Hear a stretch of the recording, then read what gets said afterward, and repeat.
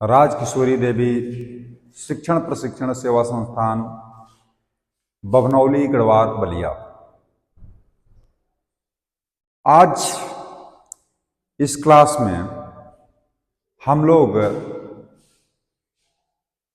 अपना BEd special course का, जिसमें HI, VI और IDD ये तीनों कोर्स के लिए पेपर नंबर 4 जो है उससे संबंधित चर्चा करेंगे।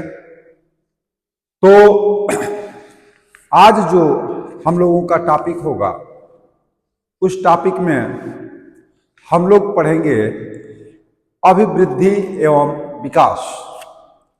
ये अभिवृद्धि और विकास क्या है? ग्रोथ एंड डेवलपमेंट, यानी ये है क्या?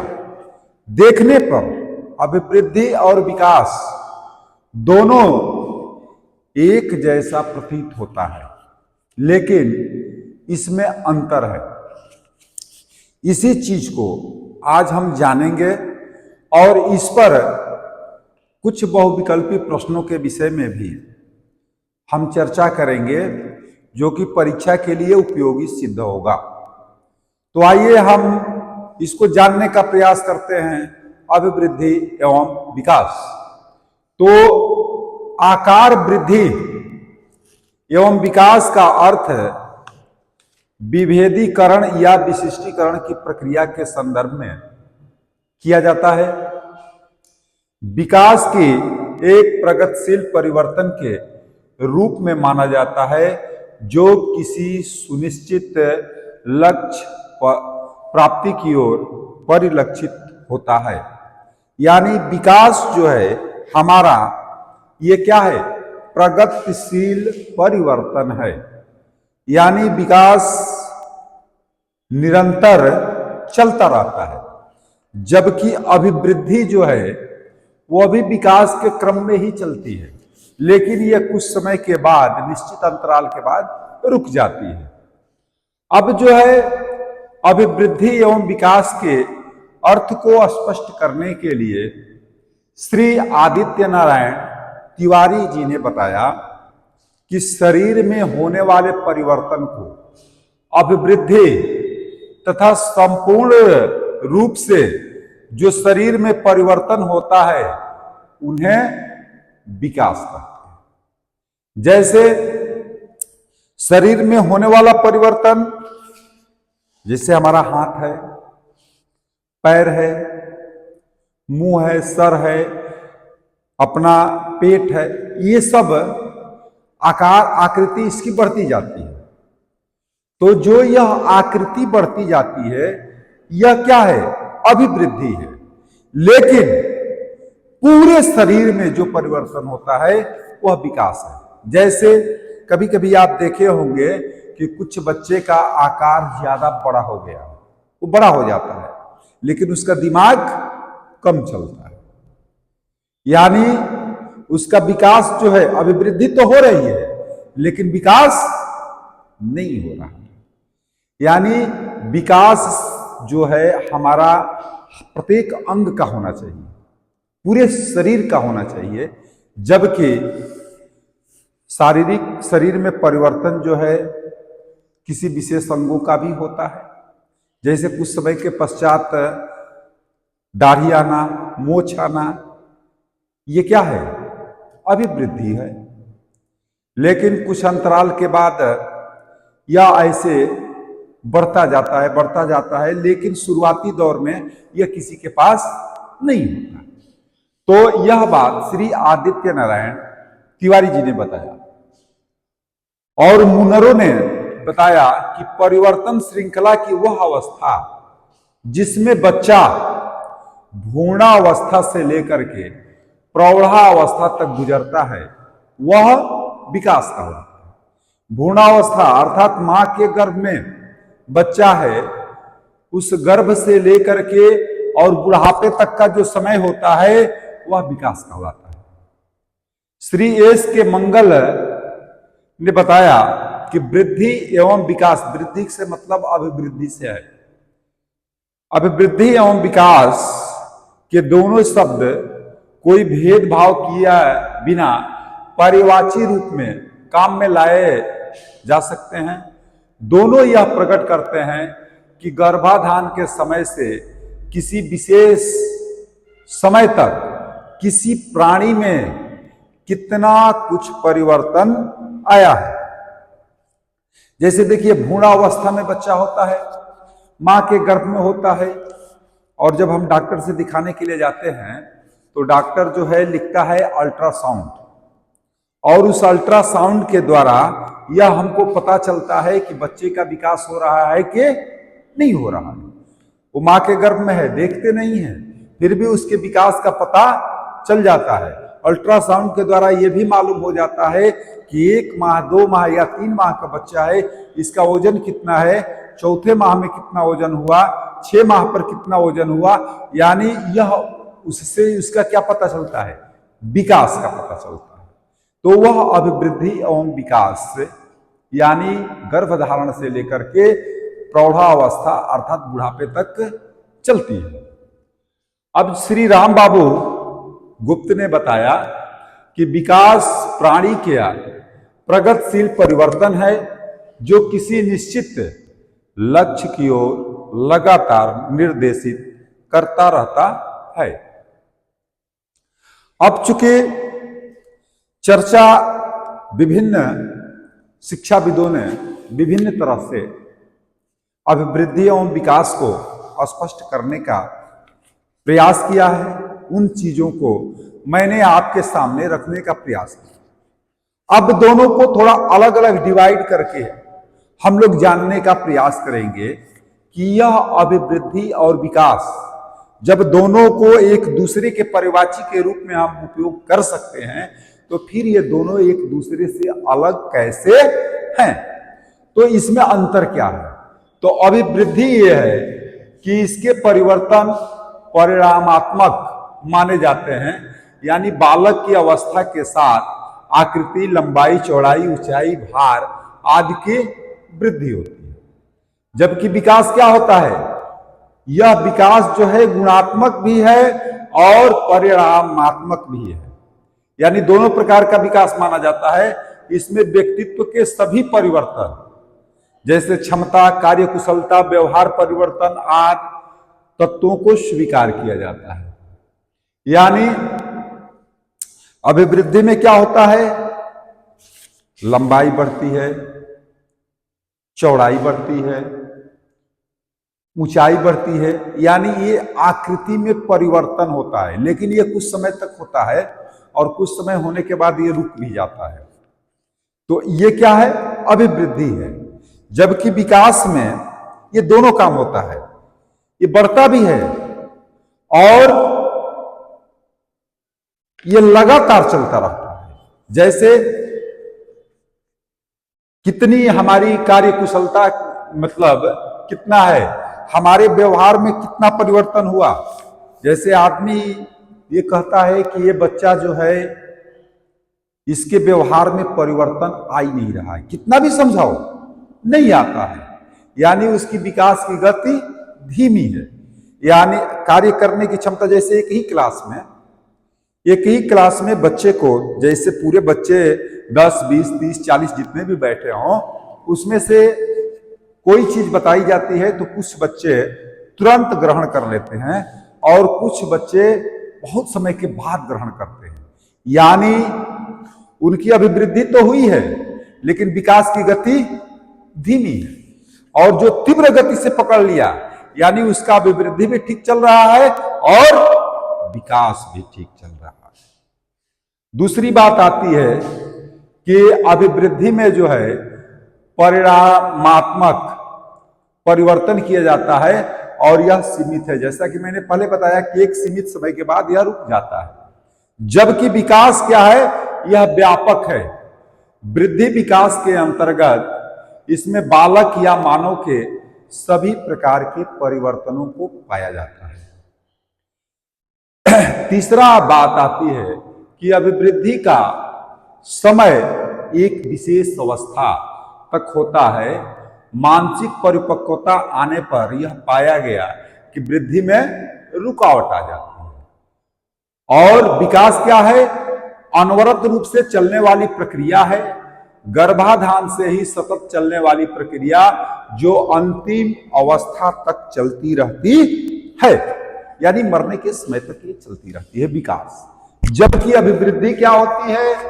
यह एक विशेष अवस्था तक होता है और वह विशेष अवस्था प्राप्त करने के पश्चात ये अपने आप रुक जाती है अभिवृद्धि। जबकि विकास क्या होता है? गर्भधारण से लेकर के और मृत्यु तक विकास की प्रक्रिया लगातार चलती रहती है, रुकती नहीं है।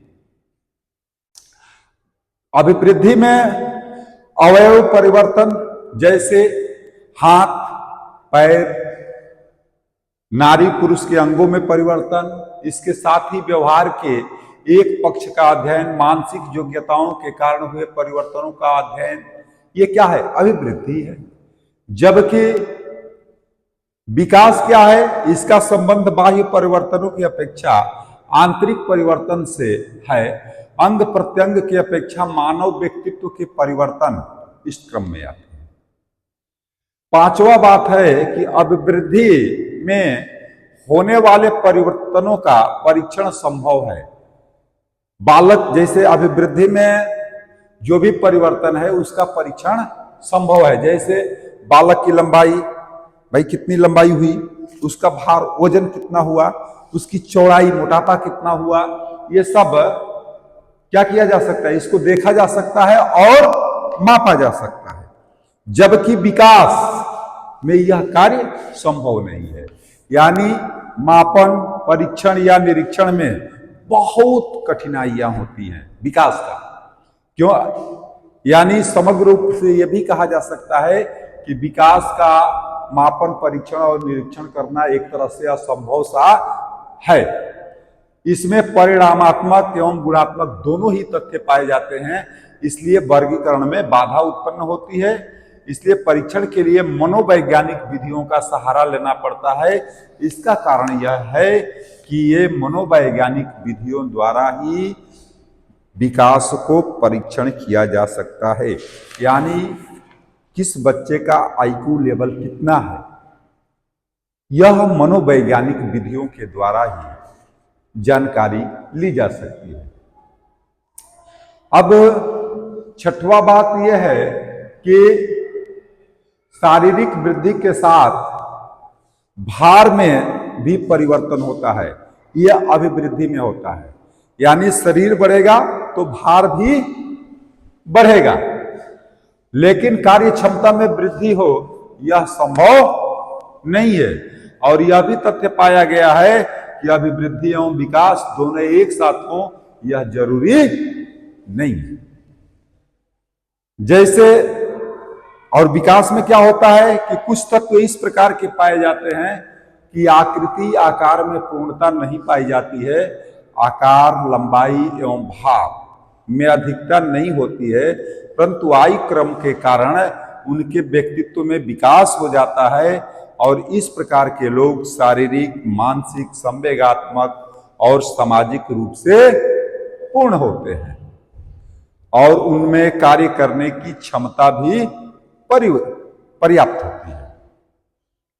अब जो है अभिवृद्धि और विकास के क्रम में होने वाले परिवर्तन, जैसे पहला काम क्या होता है?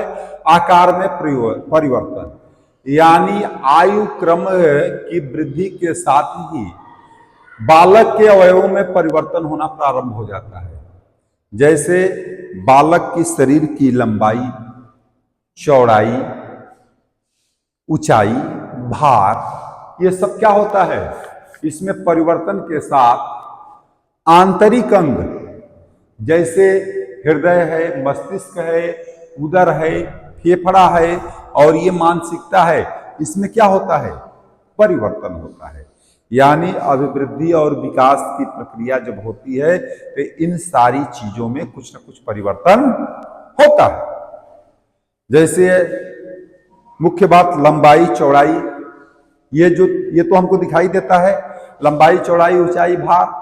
उसके साथ साथ जो है हृदय है, फेफड़ा है, मस्तिष्क है, ये हमको दिखाई नहीं दे, लेकिन इसमें भी परिवर्तन होता है और इसकी भी जांच मनोवैज्ञानिक विधियों से किया जा सकता है। अगला, अंग प्रत्यंगों में परिवर्तन। आयु क्रम में परिवर्तन के साथ अंग प्रत्यंगों में शारीरिक विकास के अनुपात के साथ विकास होता है।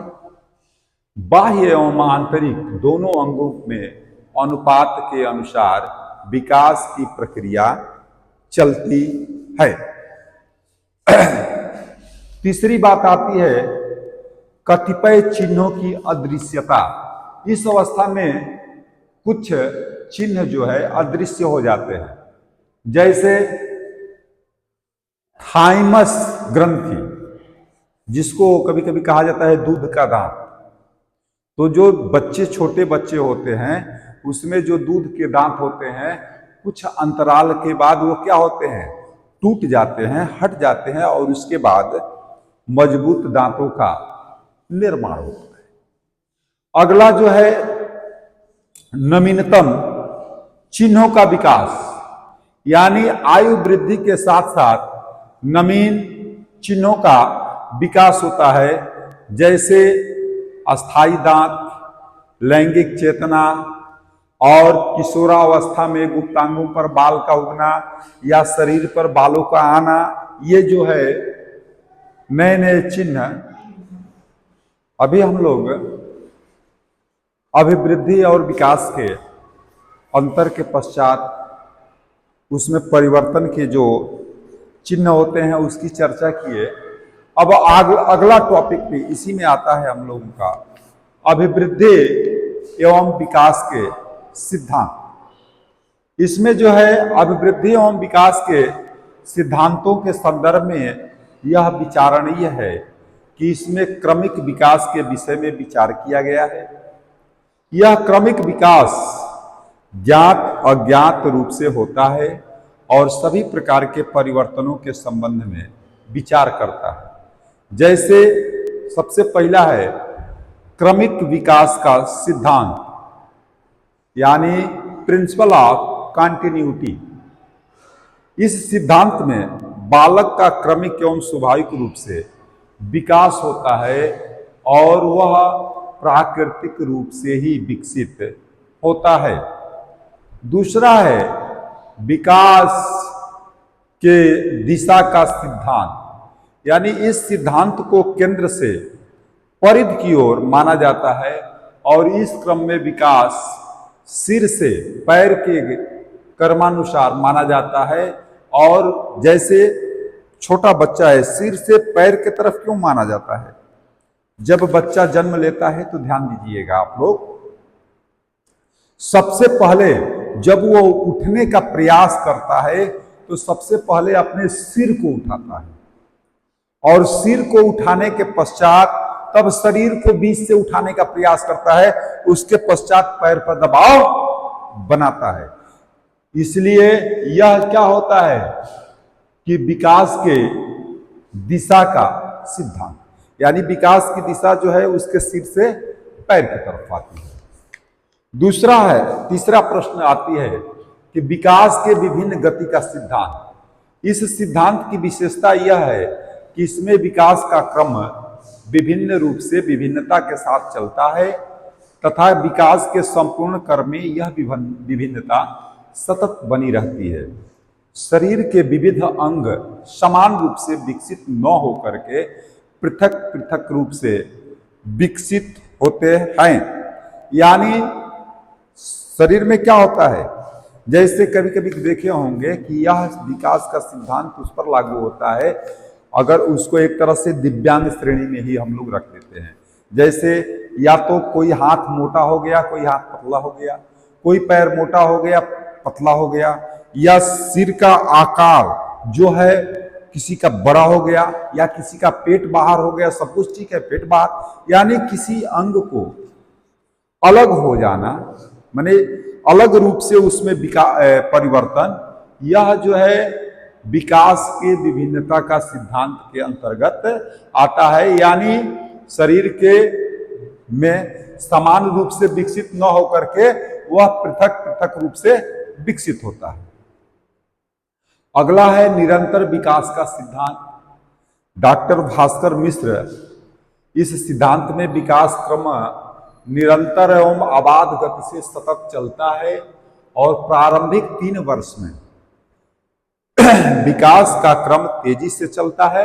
इसके बाद स्नेह स्थिरता आ जाती है और यह क्रम निरंतर चलता है। यानी जब बच्चा जन्म लेता है तो जन्म लेने के 3 वर्ष तक उसमें विकास बड़ी तीव्र गति से होती है, लेकिन 3 वर्ष के बाद उसमें कुछ स्थिरता आती है और वह विकास धीमा हो जाता है धीरे धीरे, लेकिन विकास चलता है। अगला है समान प्रतिमान का सिद्धांत। इस डॉक्टर रश्मि मिश्र ने बताया कि समान प्रतिमान से तात्पर्य यह है कि एक ही मानव जाति के समूह का एक समान रूप से विकास होता है। यह एक सत्य तथ्य है कि प्रत्येक व्यक्ति में विभिन्नता पाई जाती है, लेकिन फिर भी एक ही परिवार या जाति वर्ग के लोगों में समानता पाई जाती है। अगला जो है वो है परस्पर संबंध का सिद्धांत। इस सिद्धांत में यह पाया जाता है कि शारीरिक विकास का क्रम सभी अंगों के संबंध के साथ होता है तथा बालक के विशेष गुणों का विकास भी इसी क्रम से होता है। बालक की वृद्धि, योग्यता आदि के विकास भी इसी प्रकार से होता है। अगला है सामान्य से विशिष्ट क्रियाओं का सिद्धांत। इसको डॉक्टर वर्मा एवं उपाध्याय जी ने बताया कि विकास के सभी क्षेत्रों में सर्वप्रथम सामान्य प्रक्रिया होती है, उसके बाद यह विशिष्ट रूप धारण करती है। जैसे बालक किसी वस्तु को पकड़ने में पहले हाथ, पैर, मुख का प्रयोग करता है और बाद में केवल वह हाथ का ही प्रयोग करता है। जैसे छोटा बच्चा है, सबसे पहले ज्यादातर वह मुंह ही खोलता है और किसी चीज को मुंह से ही पकड़ना चाहता है, या हाथ से भी पकड़ लिया तो मुंह पर ले जाएगा, लेकिन धीरे धीरे वह उसको हाथ से पकड़ना सीख जाता है। अगला है व्यक्तिगत भिन्नता का सिद्धांत। तो सभी बालकों का विकास क्रम एक समान ही ऐसा नहीं होता, प्रायः सभी में अंतर पाया जाता है, यानी भिन्नता होती है। और उसके पश्चात है वंशानुक्रम और वातावरण की अंतःक्रिया का सिद्धांत। यानी इस सिद्धांत की विशेषता यह है कि इस क्रम में बालक का विकास वंशानुक्रम एवं वातावरण दोनों के अंतःक्रिया के आधार पर होता है।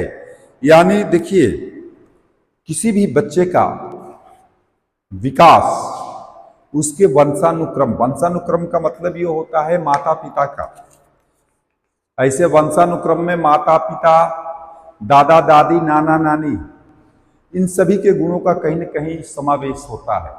तो जिसके ये पूर्वज, ये लोग अगर पढ़े लिखे हैं, अच्छे हैं, तो उनकी वह संतान भी अच्छी होगी। तो ये वंशानुक्रम है, इसका भी प्रभाव पड़ता है, विकास पर इसका भी प्रभाव पड़ता है। उसके पश्चात वातावरण, जैसे जहाँ का जिस प्रकार का वातावरण है वह वातावरण भी बच्चे पर को प्रभावित करता है। जैसे कहीं पर विद्वानों की मंडली है तो विद्वानों की मंडली अगर वहाँ का इस प्रकार का वातावरण है तो बच्चे में पढ़ाई के प्रति ज्यादा रुचि जाएगी। अगर वहाँ का वातावरण शोरगुल वाला हो, गाली गलौज वाला हो, तो इसका भी प्रभाव बालक के विकास पर पड़ता है। तो इन सब चीजें प्रभावित करती हैं। अगला जो है विकास के कुछ अन्य तत्व ये हैं, जैसे